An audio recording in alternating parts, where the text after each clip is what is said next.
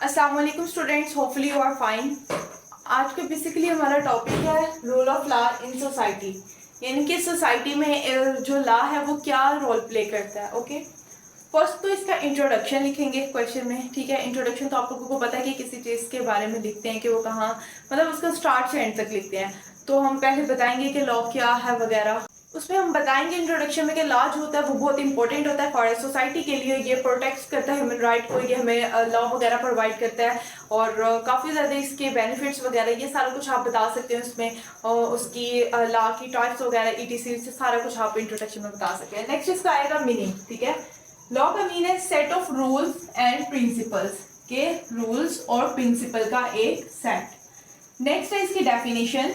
Definition according to Austin, Austin जो कि एक बहुत अच्छे ज्यूरिस्ट थे। ठीक है, law is a command of sovereign, के लॉ जो है वो कमांड है सॉवरेन की। ठीक है, कमांड कहते हैं हुक्म को, सॉवरेनिटी कहते हैं हाकमियत को। के लॉ जो है ना वो हुक्म है एक हाकमियत का, सॉवरेन का। इट इम्पोज्ड अ ड्यूटी, के वो एक ड्यूटी को इम्पोज करता है and back by sanction. Sanction का मतलब होता है सजा। ठीक है, कि ये अकॉर्डिंग टू ऑस्टन था कि law is a command of sovereign, it imposed a duty and back by sanction.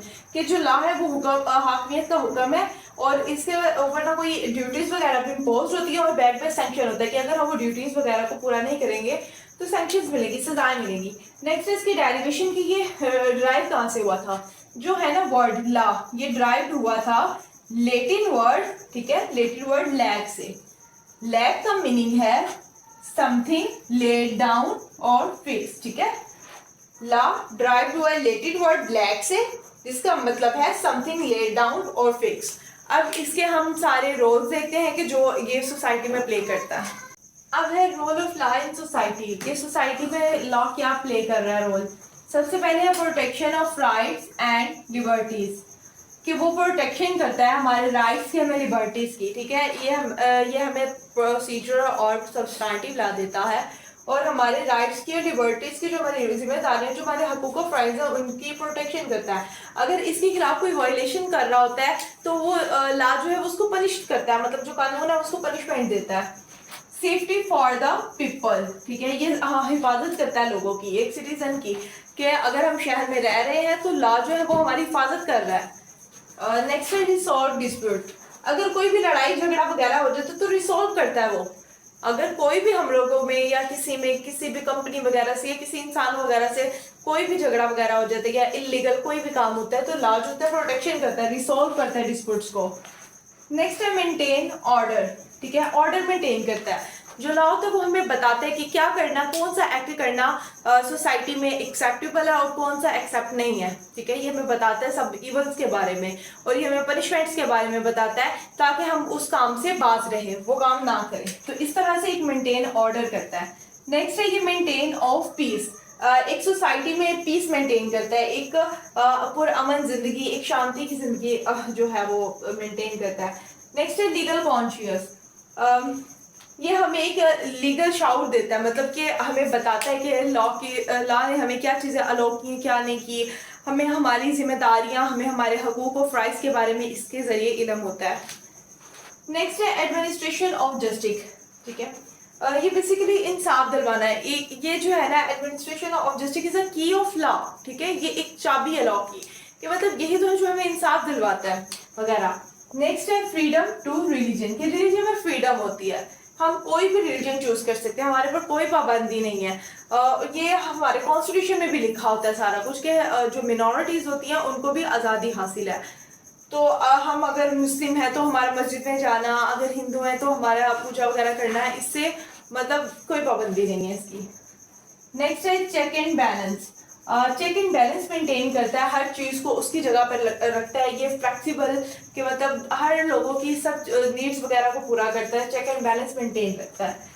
Next है मेंटेन इक्वालिटी, जो लॉ होता है वो मेंटेन करता है इक्वालिटी, कि मतलब जितने भी लोग हैं ना वो सारे बराबर हैं।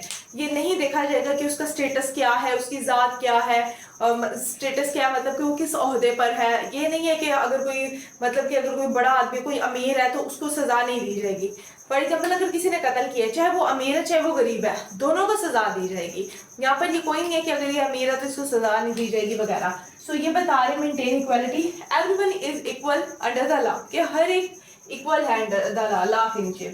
नेक्स्ट है प्रिवेंशन ऑफ क्राइम, जो क्राइम्स होते हैं, जो जुर्म वगैरह होते हैं, उसकी ना प्रिवेंशन होती है, मतलब क्राइम से बचाव वगैरह भी होता है। नेक्स्ट है पनिशमेंट्स, पनिशमेंट दे दी जाती है, लाज होते हैं वो पनिशमेंट देता है ताकि जुराइम वगैरह पे काबू पा सके लोग, फिर पनिशमेंट के जरिए फेयर हो जाते हैं, डर जाते हैं, जिसकी वजह से वो जुर्म नहीं करते।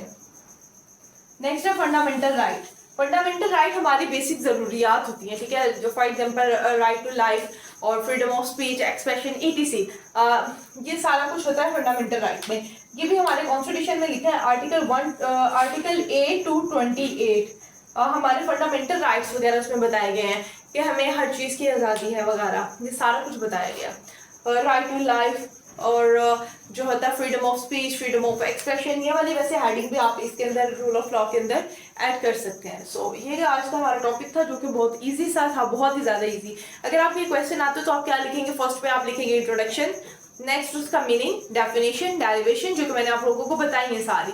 नेक्स्ट फिर रूल ऑफ लॉ की सारे पॉइंट्स लिखेंगे और इनको एक्सप्लेन कर देंगे दो लाइंस में। तो ये सारा कुछ आप लोग लिखते हैं, लास्ट पे आप लोग इसको कंक्लूड कर दे, कंक्लूजन लिख के बस आप लोगों का पूरा क्वेश्चन पूरा हो गया। और ये बहुत ईजी, बहुत आसान सा क्वेश्चन था।